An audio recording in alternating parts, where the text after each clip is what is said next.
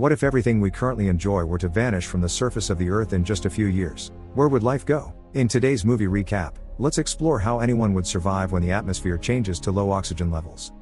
In 2050, when contaminated air doesn't allow humans to breathe, some rich corporations will design glass air domes. However, only the rich could afford it, and the rest of humanity vanished from the Earth. While some experts are working in space to nullify the infection and make the Earth worth reliving, a girl named Wagner is roaming around in space, ready to find a signal from the Rubicon. Wagner and the chemist are sent to Rubicon as crew members because they are conducting research on possible living conditions for humans. Hence, they are advised to connect to its portal, but some errors from the Rubicon's team pop up in the system.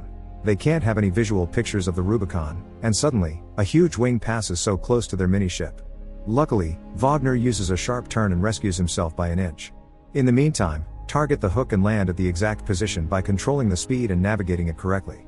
Commander Jansen is worried that a soldier has been sent to their spacecraft because he notices the chip behind her ear. Although they welcome the addition of their crew members, Wagner asks about the accident just before. Tracy is asked to make a report on what happened. Gavin is welcomed as the chemist, and there's another doctor on the board who is working on algae cultures.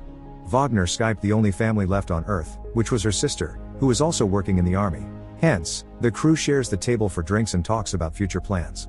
Gavin is being mocked for his work as a chemist by a member, but Wagner holds the situation maturely. It has also been revealed that 3 new members are expected on Friday because more people should be here to work on research. Therefore, the old crew members from Jansen's team have to leave for Earth for a mission. Also, they learn that their route has been changed due to an anonymous fog appearing on the surface of the Earth. He freaks out about the safety of his friends and searches the internet for any type of information, but in vain. Wagner is commanded to prepare the algae cultures soon and leave for Earth, but the protocols are difficult to breach. But as she has been instructed by her authorities, named Nebra, she sneaks into the lab. As soon as she could find anything valuable, the doctor hoped for it and warned her. An urgent notification reveals that Jansen's team is unable to connect to the Earth stations, and they have to land unaided. Wagner also tries to connect, but nothing works. Therefore, she dresses herself up in a spacesuit and moves out to check on the optical unit. However, soon, it was realized that their ship had been heating up uncontrollably.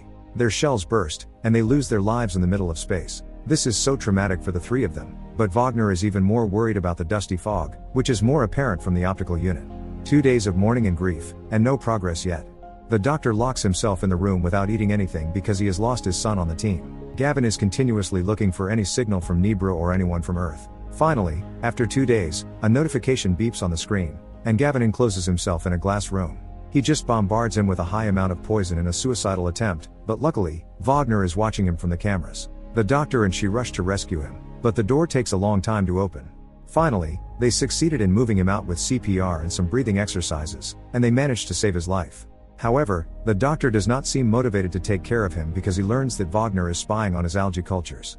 She refuses to spy, but she only considers Nebra's commands. But the doctor still seems angry. Hence, Gavin freaks out after waking up because he can't handle the trauma of losing his teammates. Also, he is convinced that they can't survive here for long, but the doctor reveals that he has some advanced algae cultures prepared already.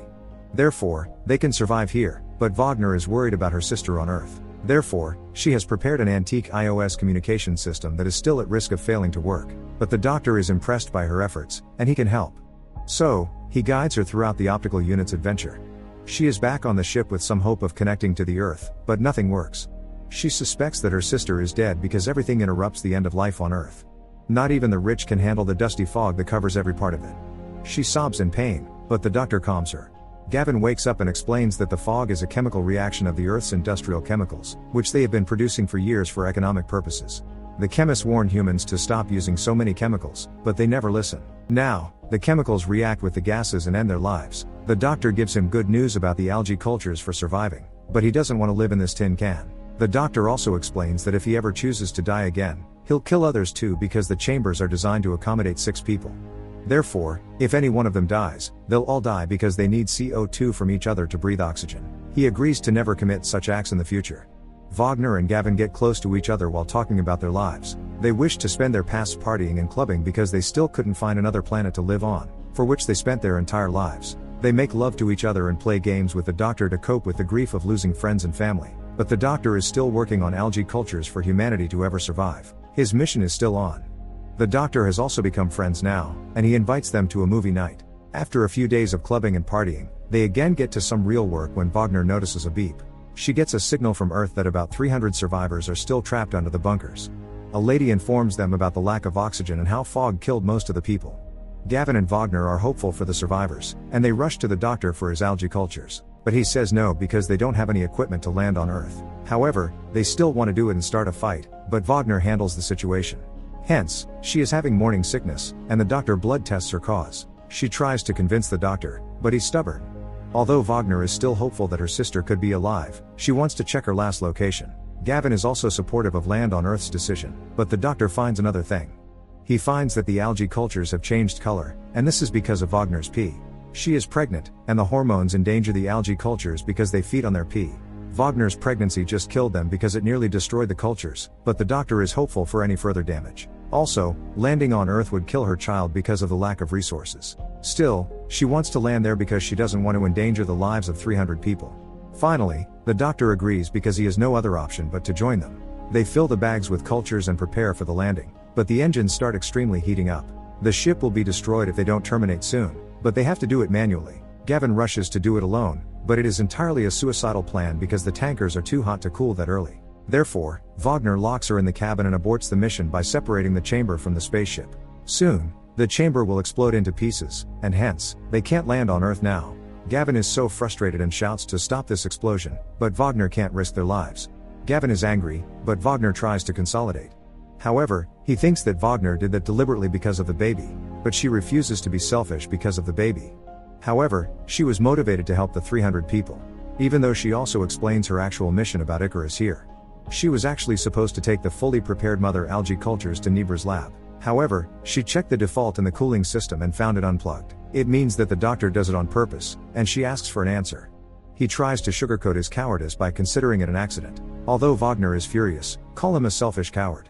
She threatens to work on the ejection mission according to the Icarus mission, no matter how dangerous it is. She wants to try for these helpless people, even endangering the lives of all three. The doctor realizes her mention of the mission and reveals that he also knew about it at the time, but neither of them avoids mentioning it. But the doctor made her realize that the bunkers are the Nebras only. They knew the catastrophe was coming, but they didn't warn people and sent Wagner to get the algae cultures. It is true that they never cared for people and want the algae cultures now so desperately because they never wanted to waste the last surviving agent on some random people. Therefore, the bunkers are still desperate to get that. In addition, the lady from the bunkers informs them that the soldiers take them to the bunkers carefully. There are some children also with them, but Wagner wants to talk to a soldier before ejaculating. However, no soldier is alive because the bunkers let them die outside as they had less oxygen to accommodate them. Wagner is also a soldier, so she feels for them and refuses to help them. Gavin resists and still tries to convince her, but she prioritizes her child over others.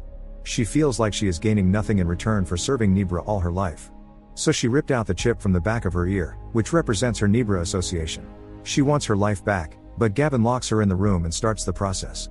Hence, she has to join even though she doesn't want to. She waits for a bit, and then a revolt of revenge triggers, and she takes out the main engine from the chamber. She stops the process, even though Gavin tries really hard to stop her. Only Wagner knows how to fix the engine, but she refuses to do it.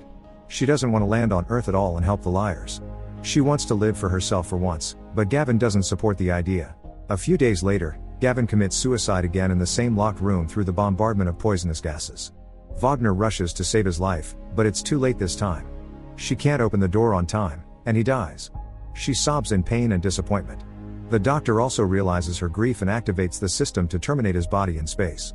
They let him float somewhere in space for as long as he could. Wagner has now agreed to land on Earth because they need 3 breathers here. She asks the doctor to help her fix the engine to reprocess the ejaculation. Wagner realizes that he committed suicide because he was worried about his baby. He sacrifices himself so the baby can breathe here. The doctor freaks out to hear this because he said that just because he wanted to stop him from self-harming. They are both submerged in grief and disappointment, but all they can do is watch his body floating in space. A few years later, Wagner's daughter is seen on the ship playing with her mother and the doctor. Wagner gives her daughter a life away from liars and traitors in these enclosed chambers. Although she is happy and content, her daughter is always looking for possibilities. Surprisingly, she talks to survivors on Earth on the north side.